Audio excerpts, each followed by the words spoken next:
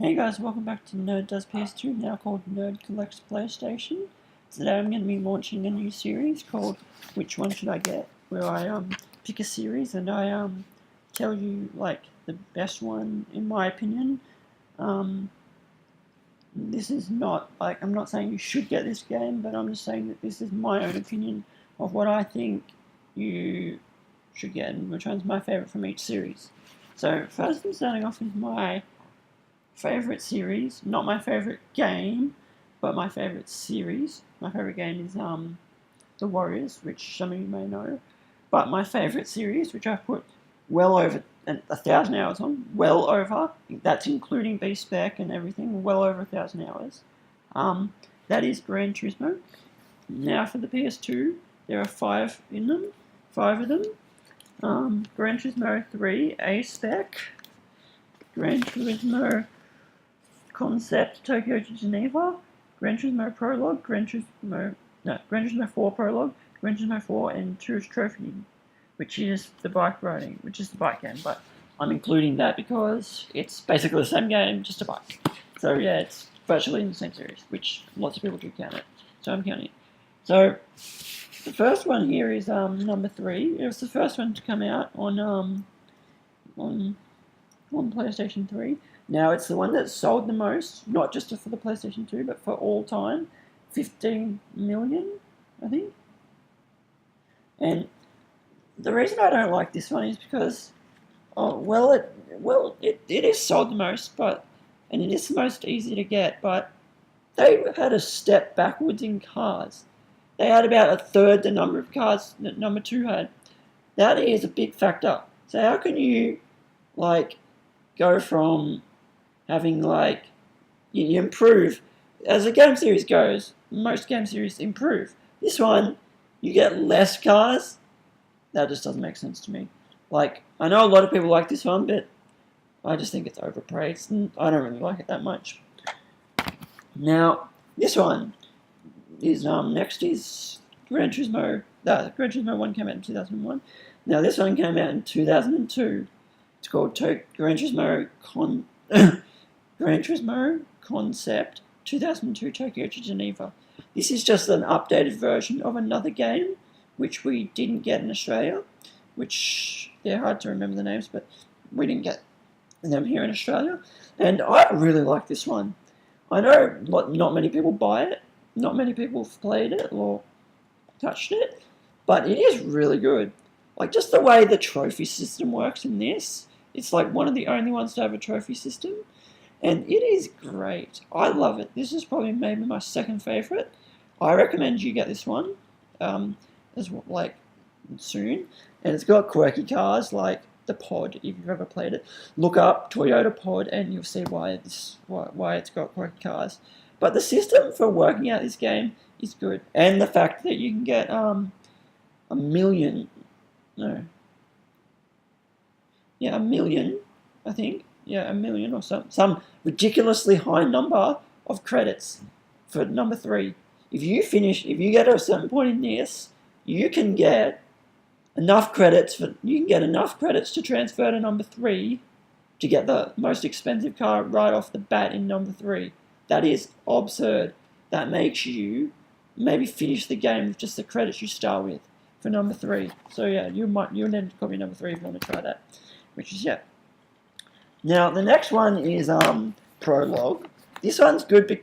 I'm on the fence about this one. I really like this one because if you finish this one, you can transfer the credits. You can transfer the first 4 licenses for number 4, for the proper version of number 4.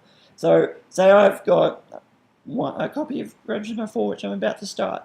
I would finish this one first, get the 4 licenses. You don't get the specials, but you can transfer the 4 licenses over, and then you can get the 4 licenses, and then if another friend has it, and they want to start number 4, and you got another friend, you just put their memory card in, and the one that has Prologue, and you can transfer it for a second account. You can't do it twice for the same account, but yeah,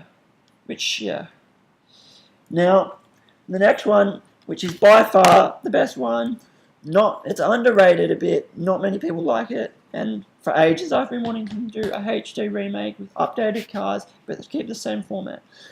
Now this one is great.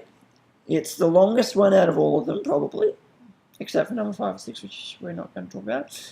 And it has over 700 cars, over 50 tracks, and it is great. It's got B-Spec, so that means you don't have to sit through the 24-hour races like all the other ones. And I love the menu system in this. The menu system is great.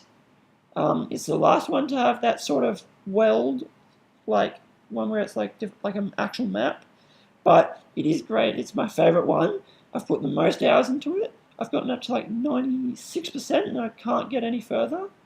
But I absolutely love this one. I think if you're going to get a PlayStation, get this game off the bat. Another thing about this game is, if you've got number 3, you can transfer 10,000 credits. Now I'll get into a video about that later, but yeah. Now the last one is Tourist Trophy. If you really like bikes, but not so much cars, you'll like this one. But critics and me say this one is really, really hard to finish. I'm not much of a fan because it is pretty much the hardest Gran Turismo in the series. It is freaking hard. So, would I recommend getting this one? No, I wouldn't. It came out in 2006, by the way. So, overall, my top 3 picks for this would be, for me personally, I would get Day 1. Number 4 is my favourite, but Day 1, I'd get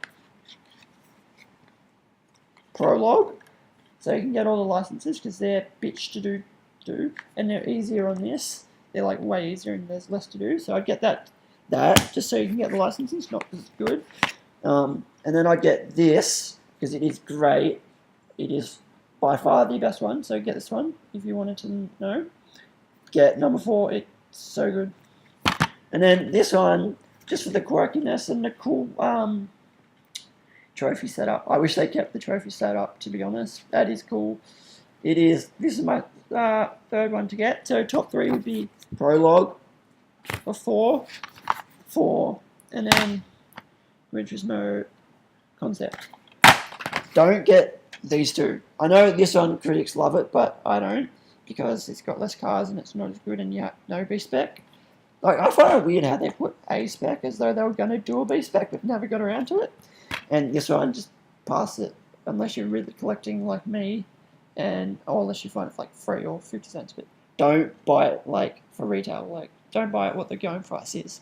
This game is terrible. You'll never finish it. Only get it if you're a collector. So yeah, that's my take on this series. The best ones and which ones not to get.